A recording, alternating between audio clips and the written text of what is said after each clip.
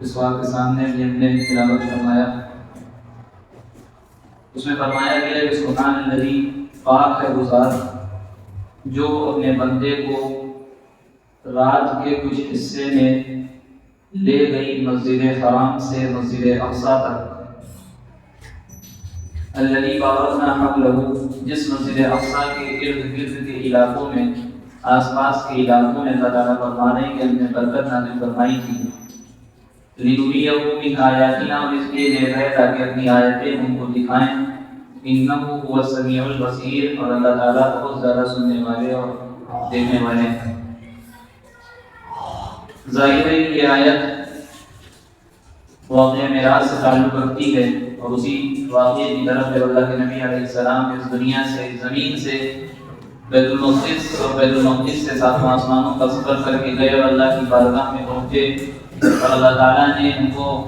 انعامات سے نوازا، اور سب سے بڑا جو تحفہ دیا اس امت کو وہ نماز کا تحفہ دیا، یہ اسی سفر کا ایک واقعہ ہے، اسی سفر کی طرف اس میں اشارہ ہے۔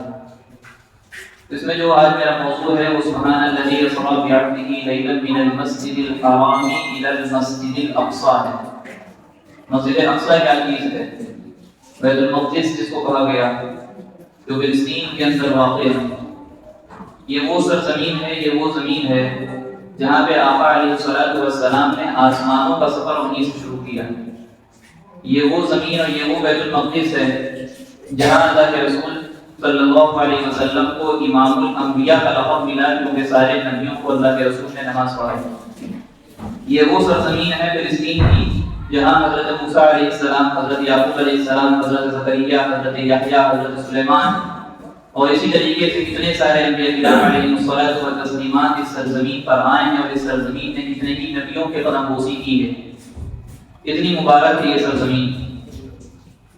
جس کا ذکر اللہ تعالیٰ نے قرآن میں فرما دیا، اور یہی وہ بیت المقدس ہے، مسجد اقصیٰ ہے، جس کی طرف اللہ کے رسول صلی اللہ علیہ وسلم نے نبوت ملنے کے بعد تقریباً 16 مہینے تک رک کر کے نماز پڑھی، جس کو مسلمانوں کے لیے بتایا گیا کہ یہ قبلہ اول ہے، پہلا قبلہ ہے۔ اس کے بعد اللہ کی طرف سے حکم آیا دوسرے پارے کے پہلے صفحے میں پھر، اور اللہ کے رسول کی اجازت بھی تھی کہ کعبۃ اللہ کی طرف نماز پڑھی جائے رک کر کے، تو اللہ تعالیٰ نے ویسے ہی حکم نازل فرما دیا، لیکن بہرحال 16 مہینے تک اس طرف نماز پڑھی گئی۔ تو یہ وہ زمین ہے، یہ وہ مسجد اقصیٰ ہے، جس مسجد اقصیٰ کے بارے میں کسی صحابی رضی اللہ عنہ نے سوال کیا تو اللہ کے رسول نے فرمایا یہ حشر و نشر کی سرزمین ہے، یہ حشر و نشر کی سرزمین ہے، یہاں اگر کوئی ایک وقت کی نماز پڑھتا ہے تو دوسری مسجدوں کے مقابلے میں ایک رکعت نماز پڑھنے کا زیادہ ثواب ملتا ہے۔ دوسری مسجدوں میں اگر ہم ایک رکعت نماز پڑھیں گے جتنا ثواب ملے گا اتنا مسجد اقصیٰ میں ایک وقت نماز پڑھنے کا ثواب ملتا ہے۔ یہ وہ سرزمین ہے جس کے بارے میں ابن ماجہ کی روایت بہت مشہور ہے، اللہ کے رسول علیہ السلام نے فرمایا کہ اگر خاص طور پر کسی مسجد کی طرف سفر کرنا چاہو تو سب سے پہلے مسجد حرام اس کی طرف سفر کیا جائے، یا پھر مسجد نبوی کی طرف سفر کیا جائے، یا پھر مسجد اقصیٰ کا سفر کیا جائے۔ یہ وہ سرزمین ہے کہ جس میں حضرت سلیمان علیہ السلام نے چند دعائیں مانگی، اور ان دعاؤں میں سے یہ بھی تھا کہ اللہ تعالیٰ اس مسجد میں جو ایک وقت کی نماز پڑھنے کے ارادے سے بھی آئے تو اللہ تعالیٰ اس کو ایسے معاف کر دیجیے جیسے کہ اس کو اس کی ماں نے آج ہی جنا۔ یہ وہ سرزمین ہے، یہ وہ مسجد اقصیٰ ہے۔ تو اس مسجد اقصیٰ اور فلسطین کی زمین جس کی طرف مسلمانوں کی نگاہ تو ہے ہی، کیوں؟ کیونکہ اسی مسجد اقصیٰ کو بتایا گیا بعض روایات کے مطابق کہ حضرت ابراہیم علیہ السلام نے بیت اللہ کی تعمیر کرنے کے بعد اس مسجد کی تعمیر ہوئی نہیں، بعض روایات کے مطابق۔ لیکن جو مشہور بات ہے وہ یہ کہ حضرت سلیمان علیہ السلام نے اس مسجد کی تعمیر فرمائی، یہ وہ مسجد اقصیٰ ہے۔ تو مسجد اقصیٰ اور فلسطین کی یہ سرزمین عیسائیوں کی بھی نظر ہے، یہودیوں کی بھی نظر ہے، اور اسی طریقے سے مسلمانوں کی بھی نظر ہے۔ حضرت ابراہیم علیہ السلام کے زمانے سے اس روایت کے مطابق مسلمانوں کا اس میں حصہ ہے، اور مسلمان باقاعدہ اس سے تعلق رکھتے ہیں۔ آج جو یہ اسرائیل والے لوگ ہیں، یہودی ہیں، یہ کہتے ہیں کہ ہم اسرائیلی ریاست قائم کر کے خدا کے حکم کو پورا کر رہے ہیں، اللہ کی مرضی کو پورا کرنا چاہ رہے ہیں یا اسرائیل کی ریاست قائم کر کے. حالانکہ یہ یہودی تو بہت بار کی چیز ہے. اس وقت جو فلسطین کے اندر مسلمان آباد ہیں وہ اصلاً حضرت ابراہیم علیہ السلام کے نسل سے چلے ہیں اور انہی کے دور کے ہیں. تو مسلمانوں کا حق اس پر زیادہ ہے. مسلمانوں کا حق اس مسجد اقصی پر فلسطین کی زمین پر زیادہ ہے. یہودی تو بعد کے لوگ ہیں. صرف 73 سال کی حکومت ہے اس میں,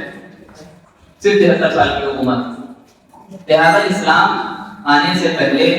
بلکہ حضرت عیسیٰ علیہ السلام سے بھی تقریباً 400-500 سال پہلے کی بات نقل کی گئی ہے کہ بابل کا ایک بادشاہ تھا جس کا نام بخت نصر تھا. اس نے اس مسجد کی اینٹ سے اینٹ بجا دی اور فلسطین میں رہنے والوں کو بہت زیادہ تکلیفیں پہنچائی تھیں. وہاں کے جو ہے مقدس مقامات کو ترویت کر دیا تھا, وہاں کو سب جو ہے مٹا کر کے رکھ دیا تھا گویا. اس کے بعد عیسائی حکومت قائم ہو گئی. اس کے بعد عیسائی حکومت قائم ہو گئی. پھر یہ سلسلہ چلتا رہا. عیسائیوں کے پاس یہ زمین رہی, یہ علاقہ رہا. بالآخر 636 عیسوی میں تقریباً حضرت عمر رضی اللہ عنہ کے زمانے میں ان کے گورنر حضرت عمرو بن عاص رضی اللہ عنہ اور حضرت ابو عبیدہ رضی اللہ عنہ, ان دو کی قیادت میں ایک لشکر جرار گیا جو کہ مسجد اقصی کو فلسطین کو آزاد کرنے کے, بیت المقدس کو آزاد کرنے کی غرض سے گیا. لیکن انہوں نے یہ چاہا کہ مسلمانوں کا خون کہیں زیادہ نہ بہے, لہٰذا صلح کی کوئی ترتیب قائم ہو جائے, صلح پر یہ لوگ آمادہ ہو جائیں. وہ لوگ عیسائی جو تھے صلح پر آمادہ ہو گئے, لیکن شرط یہ رکھی کہ جب تک کہ خلیفۃ المؤمنین یہاں پر نہیں آ کر کے ایگریمنٹ میں دستخط کریں گے تب تک کہ وہ لوگ صلح بھی نہیں کریں گے. حضرت عمر رضی اللہ عنہ بھی رجب کے مہینے میں چلتے ہیں اور باقاعدہ آ کر میاں صلح نامے میں دستخط کی جاتی ہے. اور اس میں یہ چیز جو شرائط ہے وہ یہ تھے کہ عیسائیوں کے جان کی, ان کے مال کی حفاظت کی جائے گی, اور انہوں نے جو حضرت عیسیٰ علیہ السلام کی مورتی بنائی تھی اس کو توڑا نہیں جائے گا. وہ یہودیوں کے ساتھ رہنا نہیں چاہتے تھے, الگ رہنا چاہتے تھے, لہٰذا یہودیوں کو الگ جگہ دی گئی. حضرت عمر رضی اللہ عنہ کے زمانے میں اور بہت ہی بغیر کسی کا خون بہائے یہ مسلمانوں کے قبضے میں حضرت عمر رضی اللہ عنہ کے زمانے میں نازل. پھر یہ سلسلہ چلتا رہا, مسلمانوں کے پاس یہ سرزمین رہی, مسجد اقصی رہی. پھر یہ سلسلہ چلتا رہا. بالآخر 1100 عیسوی کے بعد جب صلیبی جنگیں ہوئی اور مسلمانوں کو 11 جنگوں میں جو ہے شکست کا سامنا کرنا پڑا, تو حضرت عمر رضی اللہ عنہ نے جو معاہدہ کیا تھا کہ ایک دوسرے کے مال کی حفاظت کی جائے گی, کسی کا خون نہیں بہایا جائے گا, ایک دوسرے کی کسی طریقے سے مقدس مقامات کی حفاظت کی جائے گی, وہ تمام اصولوں کو توڑ دیا گیا, وہ تمام شرطوں کو بالائے طاق رکھ دیا گیا. اور یہاں پر عیسائی پھر سے فاتحانہ طور پر داخل ہو گئے مسجد اقصی اور بیت المقدس کا جو علاقہ اس جگہ پر. اور اس میں اتنا مسلمانوں کا خون بہا, مغربی اسکالر مغربی جو مورخین ہیں, تفسیر لکھنے والے ہیں, انہوں نے خود لکھا کہ ایک دن میں تقریباً 70,000 مسلمانوں کا خون بہایا گیا. 70,000 لوگ ایک دن میں اتنا خون بہایا گیا کہ فلسطین کی جو گلیاں تھیں وہ فلسطینیوں کے خون سے گھٹنوں تک کی گلیاں بھر چکی. اتنا مسلمانوں کا خون بہا. وہ پورے عالم اسلام میں, پورے عالم میں مسلمانوں کے اندر خاص طور سے ایک بے چینی اور بے سکونی طاری ہو گئی, اور ایک جو ہے عجیب سا ماحول پیدا ہو گیا. جو پریشان تھا کیا ہوگا. ایک اور مصر کا بادشاہ جن کو ہم نور الدین زنگی کے نام سے جانتے ہیں, خدا دار سنگھ کے کمانڈر, جن کا نام سلطان صلاح الدین ایوبی رحمۃ اللہ علیہ ہیں, انہوں نے باقاعدہ اس چیز کا آغاز کیا کہ شام کے علاقے سے پتہ کرنا شروع کیا اور یہ مسجد اقصی تک پہنچے اور وہاں باقاعدہ جا کر کے مسجد اقصی کو انہوں نے فتح کیا. اور پھر سے وہ مسلمانوں کے قبضے میں آ گئی. یہ تقریباً 98 سال عیسوی کی کچھ مدت ہے جو عیسائیوں کے قبضے میں رہی. اس کے بعد صلاح الدین ایوبی رحمۃ اللہ علیہ کے ذریعے سے پھر یہ مسلمانوں کے قبضے میں مسجد اقصی اور فلسطین کا یہ حصہ اور خطہ آ گیا. مسلمانوں کا عالم کیا ہونا چاہیے. مسلمان جو وہاں تک نہیں پہنچ سکتے, بلکہ یہ واقعہ جو دیکھنے کے بعد, جو کہ ربیع الاول کا مہینہ ہے اور سیرت رسول پر میں کہیں کی بات کرتے ہو, یہ تو بیچ میں موضوع آ گیا. سیرت رسول پر بھی اگر ہم نظر ڈالیں تو اللہ کے رسول صلی اللہ علیہ وسلم کی وہ 3 سالہ زندگی یاد آتی ہے, اور مسلمانوں صحابہ کی وہ 3 سالہ زندگی یاد آتی ہے جب ان کو شیعہ میں کی تعلیم میں قید کر دیا گیا تھا, مسلمانوں سے کاٹ دیا گیا تھا, دنیا والوں سے کاٹ دیا گیا تھا, ان کے پاس کھانے پینے کا سامان نہیں جائے گا. اس وقت جو کہ لائٹ کا اتنا انتظام نہیں تھا, تو لائٹ کا انتظام ہے, لائٹ بھی کاٹ دی گئی. لیکن وہ اللہ کے رسول علیہ السلام نے 3 سال کا زمانہ گزارا. بنی ہاشم نے باقاعدہ 3 سال کا وہ زمانہ گزارا. بتاتے ہیں کہ درختوں کے پتے چبا کر کے ہم لوگ اپنی زندگی گزارتے تھے. تو منظر ایسا لگ رہا ہے کہ وہ صحابہ کرام کا دور سامنے نہیں تھا, ان کی عکاسی کر رہا ہے. وہ 3 سال کا جو مقاطعات تھا اور بائیکاٹ کا زمانہ تھا مسلمانوں کے ساتھ, وہ لگ رہا ہے پھر سے ہمارے سامنے تعلیم برائی جا رہی ہے۔ سیرت کے پہلو سے اگر ہم دیکھیں تو یہ تمام چیزیں ہمارے سامنے آتی ہیں کہ کس طریقے سے ان کے ساتھ دنیا کے تعلق کو ختم کر دیا گیا، کھانے کا سامان نہیں، پینے کا سامان نہیں، پانی جو ہے وہاں سپلائی نہیں ہوگا، کسی طریقے کی مدد وہاں نہیں پہنچنے دی جائے گی۔ یہ تمام چیزیں ہو رہی ہیں، اور وہ لوگ باقاعدہ کسی نے لکھا بہت اچھی بات لکھی کہ ہر چیز کل شیء صنع بالصین الا الرجل صنع بفلسطین، کہ ہر چیز چائنا بنا سکتی ہے، ہر چیز جتنے پروڈکٹس ہیں وہ ہر چیز چائنا بنا سکتی ہے، لیکن سوائے مردانگی کے۔ مردانگی اگر نہیں ہوتی ہے، اگر رجولت کسی کے اندر ہے اور وہ پیدا ہوتی ہے، بنائی جاتی ہے، اسے فلسطین کے اندر بنائی جاتی ہے۔ کہ ہم نے نہیں دیکھی ویڈیوز، ہم نے نہیں دیکھے فوٹوز کہ کس جانبدارانہ طور پر وہ ڈٹے ہوئے ہیں اپنے حق کو حاصل کرنے کے لیے۔ یہ ملکی مسئلہ نہیں ہے، یہ سیاسی مسئلہ نہیں ہے، ہمارے مسلمان بھائی بھی کچھ پریشان ہیں اور طرح طرح کے تبصرے کر رہے ہیں کہ ان کی غلطی ہم نہیں بتاتے، ہم یہ کہہ رہے ہیں کہ یہ ملکی مسئلہ نہیں ہے، یہ زمینی مسئلہ صرف نہیں ہے۔ ارے بھائی ہم جب غلام تھے اور غیروں نے آ کر کے ہم پر قبضہ کیا ہوا تھا اور ہم نے اپنی زمین کی لڑائی کے لیے ان سے جنگ کی ہے، تو کیا ہم دہشت گرد ہو گئے؟ ہم غلط ہو گئے اپنے حق کو لینے کے لیے، اپنی زمین کو واپس لینے کے لیے؟ ہم تو غلط نہیں ہوئے، لیکن ان کا صرف یہ مسئلہ نہیں ہے، ان کا صرف یہ مسئلہ نہیں ہے، ان کا مسئلہ ایمان کا ہے۔ اور یہ تمام مسلمانوں سے، عالم اسلام ہو یا پورا عالم ہو، پورے عالم کے ہر مسلمان سے مسئلہ جواب ہوا ہے، اس کے ایمان سے، اس کے دل سے۔ کسی مولانا نے ابھی بات کہی کہ اگر مسلمانوں کے حالات دیکھنا ہو تو مسلمان اچھے حالات میں ہیں یا کمزور حالات میں ہیں تو فلسطین کو دیکھا جائے۔ جب منسلمانوں کے حالات اچھے ہوئے، حضرت عمر رضی اللہ عنہ کی بات بھی بتائی، ان کے ملک میں ان کے خلافت میں مسلمانوں کے حالات اچھے ہوئے، لہذا فلسطین کے حالات اچھے تھے، اس لیے اچھے ہو گئے فلسطین کے بھی۔ اس کے بعد صلاح الدین ایوبی رحمۃ اللہ علیہ کا زمانہ آیا، مسلمانوں کے حالات اچھے ہوئے، مسلمانوں کے حالات اچھے تھے، اس لیے وہاں کے حالات اچھے ہو گئے۔ آج ہمارے ایمان کا مسئلہ ہے، آج وہ مسجد اقصی ہمارے دل سے جڑی ہوئی ہے، آج وہ فلسطین جو نبیوں کی سرزمین ہے، جو رسولوں کی سرزمین ہے، اس زمین نے کتنے نبیوں کی قدم بوسی کی ہے، اس لیے ہماری جان، ہمارا مال، ہمارا سب کچھ اس کے لیے قربان ہے۔ اب ہم کر کیا سکتے ہیں؟ کسی سے مقابلہ کرنے کی ایک صورتحال اور ایک طریقہ قرآن نے یہ بھی بیان کیا ہے کہ ہم لا تعلقی اس سے قائم کر لیں، جتنے بھی ظالم ہیں ان سے ہم لا تعلقی قائم کر لیں، ہم ان سے بلا کسی تعلق کے ملیں گے نہیں، ہم ان سے جو میل جول نہیں رکھیں گے، تعلق ختم کر لیں کہ ایمان کی بنیاد پر ہوگا، اسلام کی بنیاد پر ہوگا، مسلمانوں کی بنیاد پر ہوگا۔ یہ سب کے لیے نہیں ہے، قرآن سورہ ممتحنہ میں صاف کہتا ہے کہ اللہ تعالیٰ تم کو غیر مسلموں سے اچھائی کرنے یا حسن سلوک کرنے سے نہیں روکتا، ان لوگوں سے جو تم سے اسلام کے معاملے میں جنگ نہ کریں۔ تو اسلام کے معاملے میں جنگ کر رہا ہے، وہ اسلام کے معاملے میں جنگ کر رہا ہے، لہٰذا ہم دوسروں کے ساتھ رواداری کا معاملہ کریں گے، اور اسلام نے جتنی گنجائش دی ہے ان کے ساتھ محبت کا معاملہ کریں گے، اور ان کے ساتھ لین دین کا معاملہ بھی کریں گے، سب کچھ کریں گے۔ لیکن جب اسلام کی بات آ جائے گی تو ہمارا سب کچھ قربان ہے اللہ کے لیے، ہمارا سب کچھ قربان ہے اسلام کے لیے، ہمارا سب کچھ قربان ہے رسول اللہ صلی اللہ علیہ وسلم کی ذات کے لیے، سب کچھ قربان ہے۔ لہٰذا آج مسلمانوں کے لیے ضروری ہے کہ وہ اپنے اپنے مقام پر رہ کر کے کچھ نہیں کر سکتے تو کم سے کم دعا کریں۔ صلاۃ الحاجت کم سے کم روزانہ کا یہ معمول بنائیں کہ 2 رکعت صلاۃ الحاجت پڑھ کر کے دعا کی جائے گی، ہم کے ان تمام لوگوں کے لیے دعا کی جائے گی۔ جو طاقت رکھتے ہیں ہمارے نوجوان، وہ اپنے وقت کو موبائل میں نہ ضائع کریں،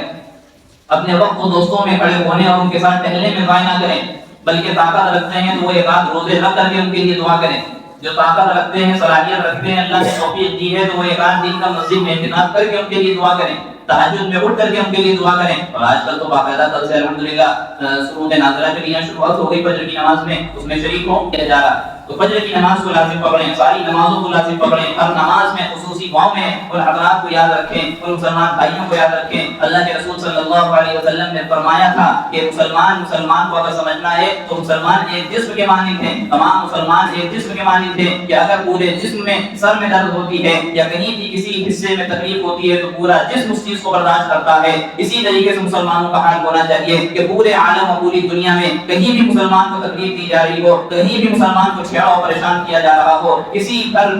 بھی مسلمان پر ظلم کیا جا رہا ہو، ہر مسلمان اس تکلیف کو برداشت کرنا چاہیے مسلمان کو۔ یہ ہے مسلمان کی اصل حقیقت، یہ ہے مسلمان کی تعریف، یہ ہے رسول اللہ کا پیغام اور ان کی تعریف کہ مسلمان کو اس طریقے کی تکلیف ہونی چاہیے، اور جب تکلیف ہونی چاہیے تو اللہ کے رسول علیہ السلام نے دوسرے موقع پر فرمایا کہ جب تم کسی برائی کو دیکھو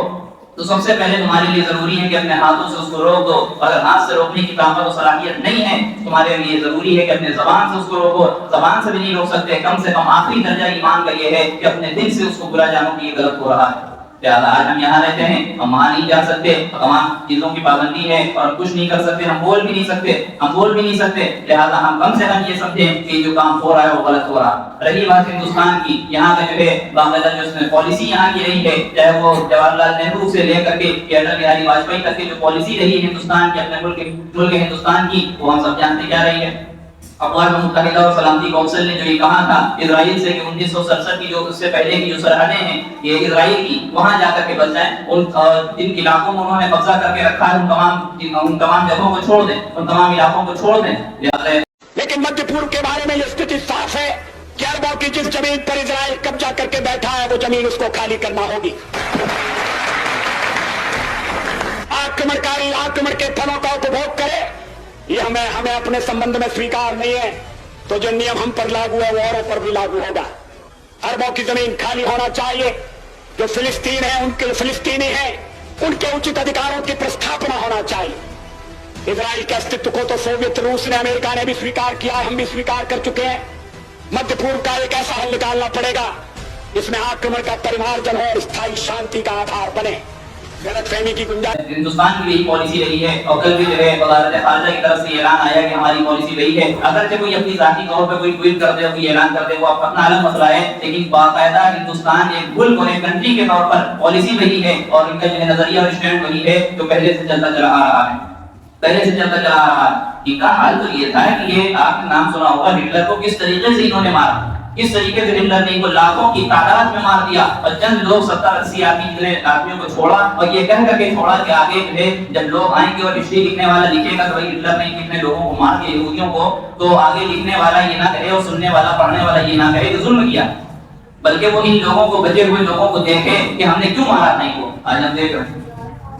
رہے ہیں کہ اس نے کیوں مارا ہوگا، ان کی کیا غلطی نہیں ہوگی۔ لہٰذا ان کو کوئی ملک لینے والا نہیں تھا، ان کو کوئی پوچھنے والا نہیں تھا، پانی کے جہاز سے طرح طرح کے، کبھی جارڈن جا رہے ہیں، کبھی کسی ملک میں جا رہے ہیں، کسی ملک نے ان کو لے لیا، وہیں سے پانی کے جہاز سے واپس ان کو کیا گیا، بالآخر کسی جو ہے ملک کے ہاتھ کے ذریعے سے، ان کی مدد کے ذریعے سے فلسطین میں ان کو ایک جگہ دی گئی، مسلمانوں نے رواداری کا معاملہ کیا اور جو ہے محبت کا معاملہ کیا، اسلام کے اخلاق پیش کرنے کی کوشش کی اور تھوڑی سی جو ان کو جگہ دے دی گئی کسی جگہ پہ رہنے کی آبا کر کے، لیکن معاملہ کیا ہوا کہ وہاں جگہ کی، کرائے کا مکان گویا کہ ہم نے اپنے گھر میں دیا، تو دھیرے دھیرے قبضہ کرتے کرتے جو مکان مالک تھا اسی کو نکال دیا،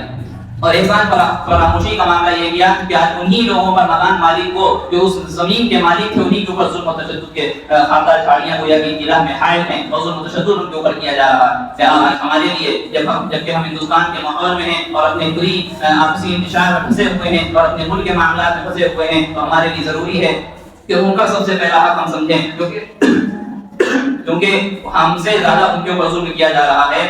اسی طریقے سے ہم ان کے لیے دعا کریں گے اور ان کے لیے روئیں گے، ان کے لیے صدقہ و خیرات کریں گے، تمام چیزیں ان کے لیے کریں گے اس ملک ہندوستان میں رہ کر کے، اور انشاءاللہ ساری نمازوں کی پابندی کی کوشش و فکر کریں گے انشاءاللہ، ان کے لیے دعا کریں گے انشاءاللہ۔ اسلامی حمیت رکھتے ہیں، ہماری غیرت اسلامیہ کو للکارتی یہ نہیں للکارتی، اللہ تعالیٰ سے دعا ہے کہ اللہ تعالیٰ مسجد اقصی کی آزادی نصیب فرمائے اور وہاں کے مسلمانوں کی حفاظت فرمائے، اور اسی طریقے سے جو شہید ہو گئے ہیں اللہ تعالیٰ ان کو ان کے درجات بلند فرمائے، اور ان سب کے ساتھ ہم لوگوں کو بھی، ہم ناقص ایمان والوں کو بھی جو ہے حساب کتاب فرمائے اور ان سب کے ساتھ ہمارا حشر فرمائے، آمین۔